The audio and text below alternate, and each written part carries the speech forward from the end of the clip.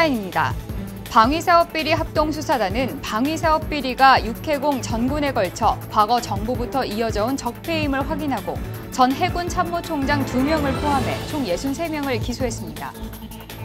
수원지검은 중소기업 인수를 빙자해 기업자금 10억 원을 횡령하고 액면가 11억 원에 이르는 주식 13만 주를 취득한 기업 사냥꾼들을 기소했습니다. 서울 남부지검은 의료기관 개설이 가능한 의료생활협동조합을 설립한 후 속칭 사무장병원을 운영할 수 있도록 조합 명의를 대여해둔 조합 이사장 등 3명을 기소했습니다. 여러분 안녕하십니까? 검찰 리포트 조민지입니다. 첫 번째 소식입니다. 최근 우리 군의 핵심 전력을 이루는 각종 장비와 무기체계 도입 과정에 비리가 있어 왔다는 사실이 수사를 통해 드러나고 있습니다.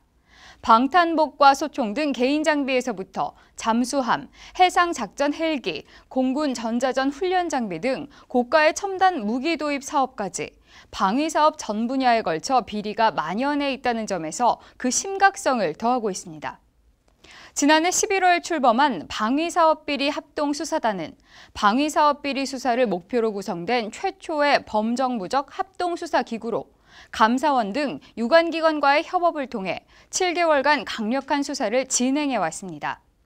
과거 단발적이고 제한적 성격의 수사에서 벗어나 대상과 범위에 제한 없이 수사를 벌여 전 해군 참모총장 2명을 포함해 전 국가보훈처장과 현역, 예비역 장성 10명 등 총 63명을 기소했습니다. 방위사업 비리로 취득한 범죄 수익 21억 2,900여만 원에 대해서는 몰수 추징하고 무기 중개업체 대표에 대해 113억 원 상당의 가압류와 가처분 등을 신청해 끝까지 추적해 환수할 예정입니다. 합수단은 방위사업 비리가 발본색원될 때까지 활동을 이어나가게 되며 비리 발생의 원인이 되는 구조적, 제도적 문제점을 찾아내 방위사업 시스템을 획기적으로 개선하는 계기를 마련할 계획입니다. 연매출 500억 원을 올리던 건실한 기업이 하루아침에 빚더미에 올라앉게 됐습니다. 돈 한 푼 없으면서 기업을 인수하겠다는 기업 사냥꾼에게 속아서 벌어진 일이었습니다. 수원지검 중요경제범죄조사단은 중소기업을 인수하겠다며 그 기업 자금을 횡령하고 주식과 경영권 등을 취득한 기업 사냥꾼 2명을 기소했습니다. 이들은 회사 대표에게 접근해 주식을 넘겨주면 대금을 지급하고 147억 원의 연대 보증 채무도 면하게 해주겠다고 해 11억 원 상당의 주식과 경영권을 넘겨받았습니다.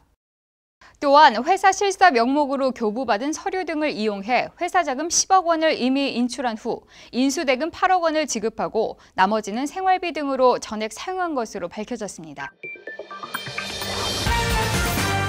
비의료인이 의사를 직접 고용해 병원을 개설했던 속칭 사무장 병원이 단속의 위험과 면허를 빌려줄 의사를 구하기 어려워지자 새로운 형태로 운영되는 사례가 적발되고 있습니다.